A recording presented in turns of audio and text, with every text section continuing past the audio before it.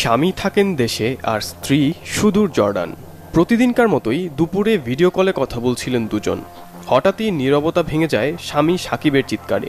এলাকাবাসী গিয়ে দেখেন নিজের গোপনাঙ্গ নিজেই কর্তন করে যন্ত্রণায় চিৎকার করছে সে। স্থানীয়রা জানান সাকিব পেশায় একজন রং মিস্ত্রি। ৩ বছর আগে পারিবারিকভাবে তার বিয়ে হয় সুইটির সাথে। বিয়ের ২ বছর পর জীবিকার তাগিদে জর্ডানে পাড়ি জমান স্ত্রী সুইটি।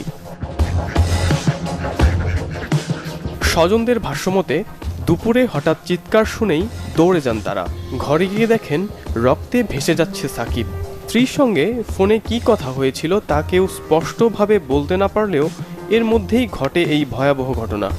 নামাজ পড়া আমার শেষ, আমি বাহির হয়ে আসতেছি, ওই আমার এই পাড়ার এক ভাই বাজিতে আমাকে বলতেছে তাড়াতাড়ি বাইর যা, কি আছে তো হলো, ও আমাকে করছে যে সাকিব ইঙ্গা ব্যাপার, ওই রকম করছে কিবা। তখন আমি দৌড়ে আসি, বাড়িতে আসে দেখে যে এইরকম।